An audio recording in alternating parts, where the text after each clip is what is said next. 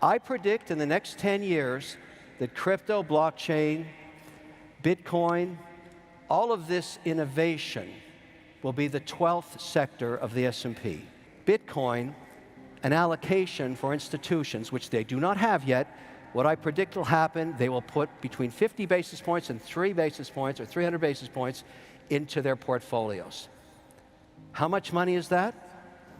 Trillions of dollars.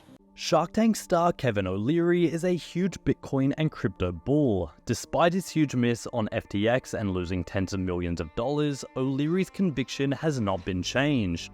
In his Bitcoin conference keynote speech from last year, he explains why he believes crypto is destined to become the 12th sector of the S&P 500. In doing so, will create the greatest transfer of wealth event in all of history. With BlackRock and the soon-to-be Bitcoin ETFs legitimizing Bitcoin as an asset around the globe, trillions of dollars are about to pour into the space. O'Leary argues the bull run of 2024 and 2025 may be the last chance to make massive wealth in such a short period. Make sure to stick around at the end of the video where O'Leary explains why institutional investment is what is going to fuel a parabolic rise in the space. Also guys, only a small percentage of my viewers are actually subscribed. If you enjoy finance content, consider subscribing or liking the video. It's free and you can always change your mind. Now here's Kevin O'Leary with his Bitcoin outlook.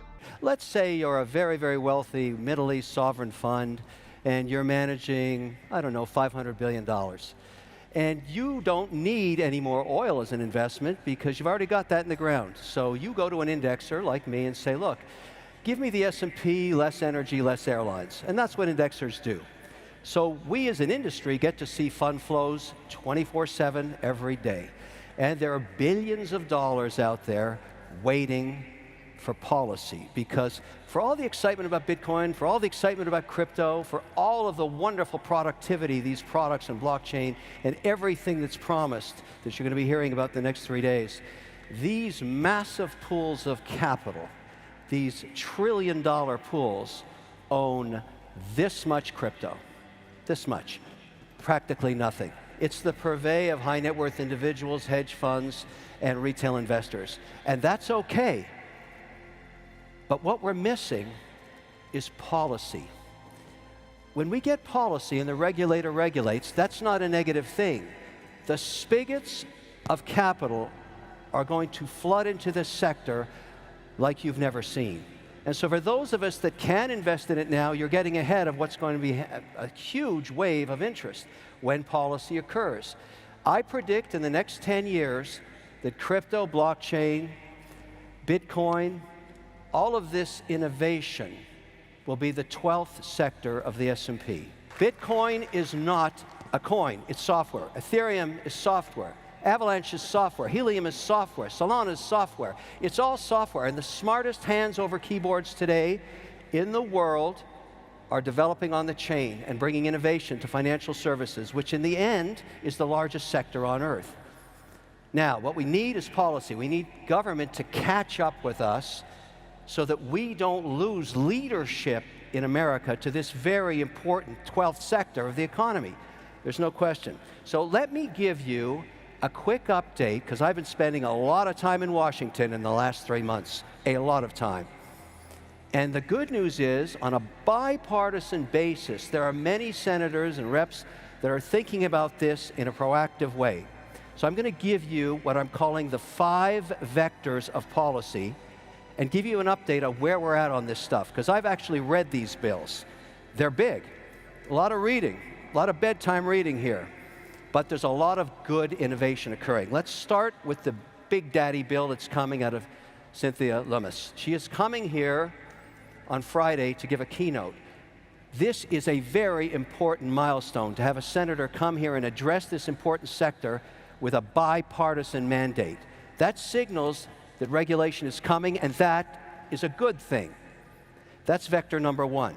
Vector number 2, the president himself, in his direct order, his executive order, talked about crypto as something that he wouldn't make illegal. That was the most important message in there. But there was also a concern about climate change, which I'll get to in a minute. Then there's BlackRock, the Larry Fink mandate that has discussed this sector as well, also a concern about ESG and climate change. Last night at 6 o'clock, Bill Hagerty dropped a bill. 2 pages. I spoke to the senator last night. A 2-page bill that would make stable coins legal. This is a genius piece of legislature. If it's 2 pages, every senator can read it. And it's very simple. What this says is this. Why is this any different than a money market fund? Why can't we have a simple audit every 30 days with the underlying security inside of it, whether it be USDC or any other stable coin? And why can't we limit the duration of the asset to 12 months or less? And then why don't we let the market compete to provide stable coins, which are now way past $100 billion, and allow institutions to put this on their balance sheets? 2-page bill. There's a senator that wants to do business. I, of course, applaud this mandate because my own auditor won't let me and my operating company do anything with stablecoin because there's no regulation on it. So maybe the best way to approach this for all of us that are interested in crypto is to pick one pillar of value. And right now, I would argue that stablecoins are one of the fastest growing asset classes outside of Bitcoin, and help this become policy and law, and watch what happens. And the reason you should care is, if it's backed by the US dollar, it will become the reserve currency of the earth. That's what will happen. And why would we want to give that up to any other country? Why would we ever give that innovation up? So let's regulate this. Let's get behind this bill and make it happen. And I'm not asking the federal government to write one line of code. That's not their job.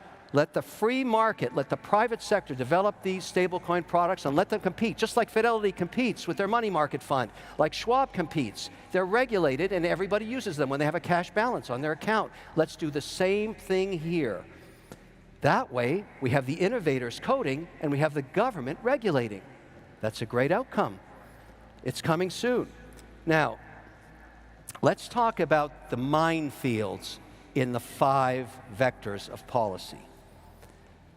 We'll start with the SEC. Now, I don't know if you read these memorandums, but a few weeks ago, they started proposing that in addition to financial audits in all companies that are public, in all 11 sectors of the economy, that they have a carbon audit. That they get somebody, if you claim that you're carbon neutral, you're going to get audited every quarter. Now, in the Bitcoin mining industry, where I'm a participant, the way we get carbon neutral is we buy carbon offsets. The problem with a carbon offset is the tracking error is so huge that no public auditor will sign off on those statements. You can say you're carbon neutral, but there's nobody going to sign it at the risk of being offside with the SEC. So if the SEC adopts that policy, that's bad for proof of work. And it's bad for Bitcoin mining because the first pioneers of this in the US were very concerned about being ESG compliant, and they went to that market. They went to the offset market. 2 weeks ago in the EU, they tried to ban proof of work because they were so concerned about how much carbon it was doing. Now, here's why Bitcoin mining is going to save the world. If this policy gets implemented, because it's also in the ESG mandate that Larry Fink at BlackRock put in place, and it's also mentioned directly deep in the executive order of the president himself. It's a direct swipe at Bitcoin mining. But why is Bitcoin mining good for the earth? Because the next generation of Bitcoin miners, and some of them are represented right here, are starting to work with energy that does not require carbon. Hydroelectricity and nuclear power, wind and solar. The drive to produce Bitcoin is so economic in value that they will go ahead and fund the next generation of machines and turbines. 90% of dams built in America in the last 100 years contemplated hydroelectricity, but never installed the turbines. I'll install the turbines. Why? Because it's great economics if I can use that and not be hassled by a carbon audit. This is the future of Bitcoin mining. We will be developing power for all communities while we mine coin in an ethical and 100% green mandate that we can do with hydroelectricity.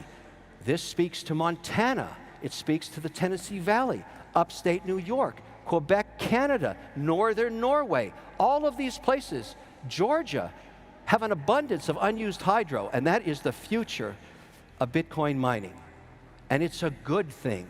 It provides for communities, it provides extra power, and the capital required for this is unlimited. Now, the beautiful strategy here is, when we get policy, this is the Loomis bill right here, and there's lots of good news in this thing, when we make Bitcoin an allocation for institutions, which they do not have yet, what I predict will happen, they will put between 50 basis points and 3 basis points or 300 basis points into their portfolios. How much money is that? Trillions of dollars. So if you want to see Bitcoin appreciate in value, if you're an advocate like I am, because it's software and it's a property and maybe it's a currency, you want regulation. You embrace this and you stand back and watch the capital pour into this.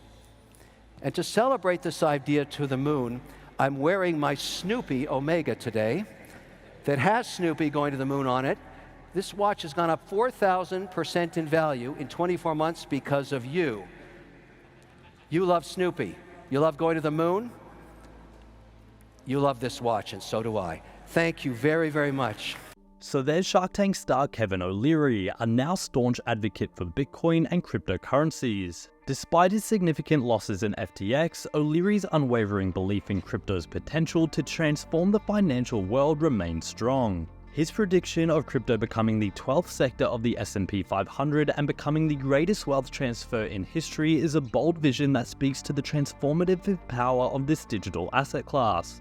As we've heard, with major players like BlackRock and the upcoming Bitcoin ETFs recognizing Bitcoin as a legitimate asset, we're on the brink of a financial revolution. According to O'Leary, the bull run of 2024 and 2025 could be a pivotal moment, possibly the last opportunity to witness such rapid wealth generation in the crypto space. Remember, O'Leary emphasizes that institutional investment will be the key driver of this parabolic rise in the crypto market. This is an insight you can't afford to overlook if you're serious about understanding the future of finance. Anyway guys, hope you all enjoyed today's video and that provided you some value. I'll see you all in the next one, and as always, all the best.